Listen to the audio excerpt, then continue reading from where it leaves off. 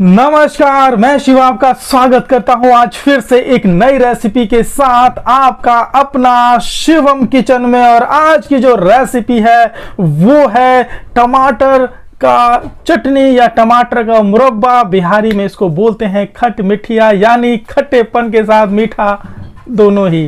तो चटपटी खट्टी मीठी इस रेसिपी के साथ लेते हैं हम और आप इस रेसिपी का जायका जो बनी है बहुत ही आसान तरीके से। आप इसे पराठे के साथ तो ठंडियों में बड़े ही मजे से आप खा सकते हैं, और इसे पराठे में या फिर आलू के पराठे में, किसी भी पराठे में एकदम ये चटनी जबरदस्त टेस्ट उस जायके का बढ़ा देती है। तो आइए हम और आप मिलकर इस जबरदस्त रेसिपी का लेते हैं जायका जबरदस्त पराठों के साथ, आप और हम शिवम किचन में।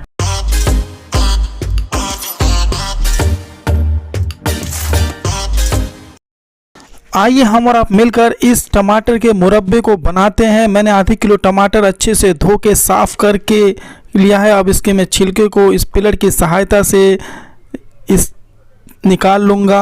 अगर ये कोई टमाटर बहुत सॉफ्ट होता है तो उसे निकालना इस पिलर के से नहीं निकल पाता है, तो चाकू की सहायता से आप हल्के से इसे ऊपर की परत निकाल सकते हैं। वैसे तो मैं ये बॉम्बैया टमाटर लिया हूँ, क्योंकि इस टमाटर में इसको पील करना छीलना बहुत आसान होता है और इस तरीके से इसका जो छिलका है निकल जाता है।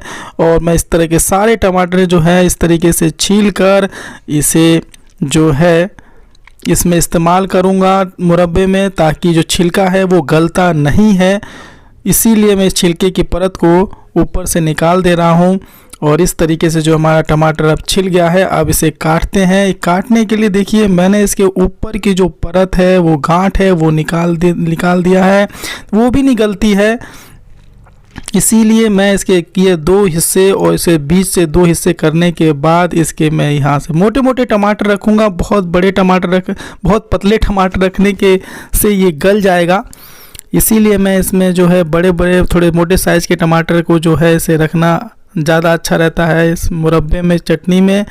अब इसे मैं निकाल के इस तरीके से रख लूँगा और इस तरीके सारे टमाटर जो हैं इसी तरीके से काट कर, और मैं आपको इस दूसरे तरीके से बताता हूँ, इस तरीके से भी आप गांठ निकाल सकते हैं, तो ताकि ये जो गांठ है वो गलती नहीं है। और इसे जब आप मुरब्बा बनाइएगा तो ये एकदम से मोटी मोटी साइड से रह जाएगी। इसीलिए मैं इस तरह से हटाकर इसी तरीके से मैं इसके बड़े साइज़ में से सिर्फ 4 हिस्से कर दूंगा और 4 के 8 हो जाएंगे। इस तरीके से देखिए हमारा टमाटर जो है वो कट गया है और कट के तैयार हो गया है। चलते हैं अब कढ़ाई पर। कढ़ाई में मैंने डाला तेल, और इस तेल जैसे ही गर्म होगा उसमें मिलाऊंगा 1 छोटा चम्मच मेथी दाना। और लेकिन मेथी दाना अच्छे से पकना चाहिए, तभी तो इसमें अंदर खुशबू आएगी, और उसका जो खुशबू है इस मुरब्बे में बहुत बढ़िया लगती है। और उस पर जैसे ही मेरा मेथी दाना पक जाएगा 1 छोटा चम्मच डालूंगा जीरा, और इसमें डाला 5 से 7 साबुत लाल मिर्च। अपनी तीखेपन के हिसाब से आप उसे कम और ज़्यादा कर सकते हैं। मेरे को थोड़ा तीखा चटपटा पसंद है, इसलिए मैंने बढ़ा दी है। और 1 छोटा चम्मच डाला है कलौंजी बहुत पकानी नहीं है। और 1 छोटा चम्मच डाला है सौंफ से बड़ा स्वाद आता है, लेकिन सौंफ को मैंने दरदरा करके डाला है। और उसके बाद मैंने डाल दिया सारे कटे हुए टमाटर।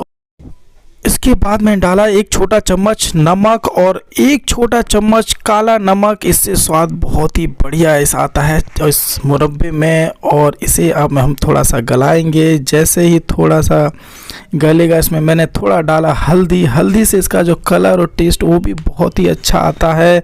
और इसे थोड़ा सा मैं इस हल्दी के साथ इस टमाटर को भून लूँगा। इसके बाद मैंने डाला 1 चम्मच कश्मीरी मिर्च, इससे कलर के साथ भी टेस्ट भी बढ़ जाता है।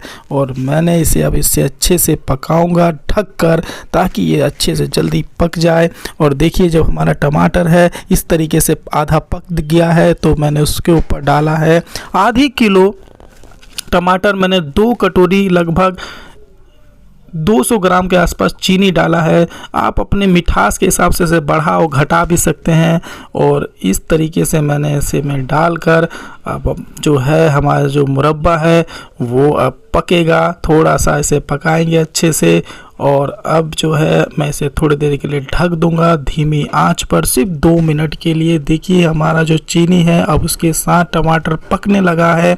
और जैसे ही इसके ऊपर मैंने डाला पकने एक छोटा कटोरी में 3 से 4 चम्मच किशमिश, आप किशमिश की क्वांटिटी बढ़ाओ घटा सकते हो, और एक छोटा चम्मच चाट मसाला।